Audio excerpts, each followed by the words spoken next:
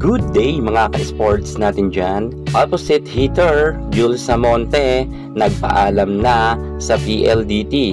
Tapos na ang kontrata ni Samonte at ngayon ay nirelease na nga siya ng PLDT High Speed Hitters. Saan ba lilipat si Jules Samonte? Si Samonte ay hindi masyado nabibigyan ng play sa PLDT sapagkat ang main opposite hitter nga nila doon ay si Erica Santos. Ngunit alam naman natin na may angking kagalingan rin itong si Samonte. Noon nga na siya pa ang babad sa PLDT ay pumupuntos nga ito ng 18 kung saan nga may 16 attack, 1 block and 1 ace. Magaling naman talaga itong si Jules Samonte. Bagamat ngayon ay hindi na nga siya masyado nabibigyan ng play at bangko siya, mas maganda na rin to na maipakita niya sa ibang team ang kanyang kagalingan para naman mag-improve pa ang kanyang karir at hindi ito mabangko na lamang. Tama ang desisyon niya na lumipat rin sa ibang team. Saan kayang team lilipat si Samonte? Ating aalamin. Pero bago ang lahat, kung bago ka muna sa aking YouTube channel, subscribe na. Click ang ating notification bell para lagi kang updated sa lahat ng issue sa volleyball. Susunod na.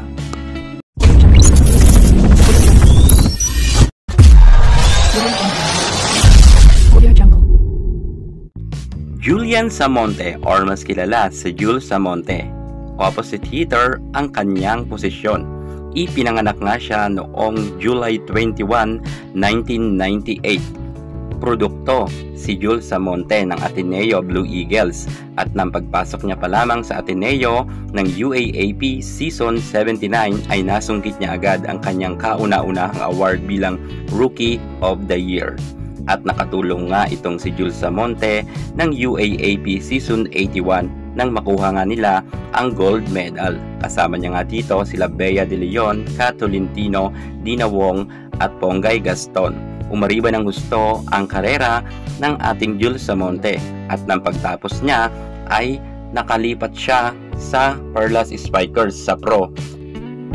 Kalaunan ay nadisband rin ang Perlas Spikers at lumipat nga ng 2021 itong si Jules Samonte sa PLDT.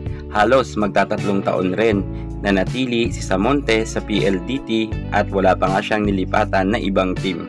At dumating na nga ang pagkakataon na nirelease na siya ng PLDT. Maganda rin ito para kay Jules Samonte para mapatunayan niya pa na may ibubuga pa siya pagdating sa larangan sa volleyball. Kasi sa PLDT medyo off na rin siya sapagkat bench kasi siya at hindi na rin siya masyado na ipapasok sa loob ng court. Alam rin kasi natin na meron pa talagang ibubuga itong si Samonte dahil may angkin kagalingan naman ito. Sa totoo lang, ang paglipat sa ibang team ay nakakatulong rin ito. Lalo't kung alam mo sa pinananatilian mong team na hindi ka na masyado nagagamit sa loob ng court, kinakailangan talaga na mag-explore ka pa para mapatunayan mo na meron ka pang ibubuga. At eto na nga ang nangyari kay Jules Samonte.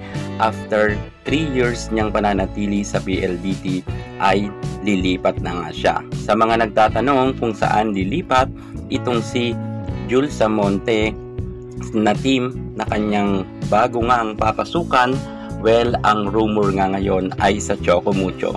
Muling makakasama niya ang ating Dina Wong, Kat Tolentino at ang kanyang mga dating kako-teammates. Kilala kasi natin na si Jules Samonte ay produkto nga ng Ateneo at matagal rin silang magkakasama nila Dina Wong at ito nga ang rumor, if ever na talagang tuloy-tuloy ang pagpasok niya sa Choco Mucho ay maganda ito para kay Jules Samonte. Ngunit ito ay rumor pa lamang kasi may isa pang rumor na lumalabas na di umano ay sa Zeus Coffee mapupunta itong si Samonte, na kung saan rin may rumor rin na doon lilipat sila Jovelyn Gonzaga. Maganda kung lilipat siya sa Zeus Coffee sapagkat bagong team ito. Fresh na fresh ang kanyang nilipatan at isa rin siya sa masasabi natin na seniors na rin at makakatulong sa bagong team.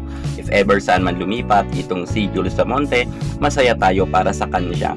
At least may bago siyang team na lilipatan at sure tayo nakasama na siya sa first 6. Yan ang rumor sa kanya, Choco Mucho or Zeus Coffee. Pero saan man siya mapunta, support na lang tayo para sa karera ni Jules Samonte. Alam ko na may ibubuga pa talaga ito si Jules at magaling naman ito. Yan muna ang pinaka-latest natin sa mundo ng volleyball. At para hindi ka mahuli sa lahat ng issue pagdating sa larangan sa volleyball, subscribe na. Thank you so much. God bless.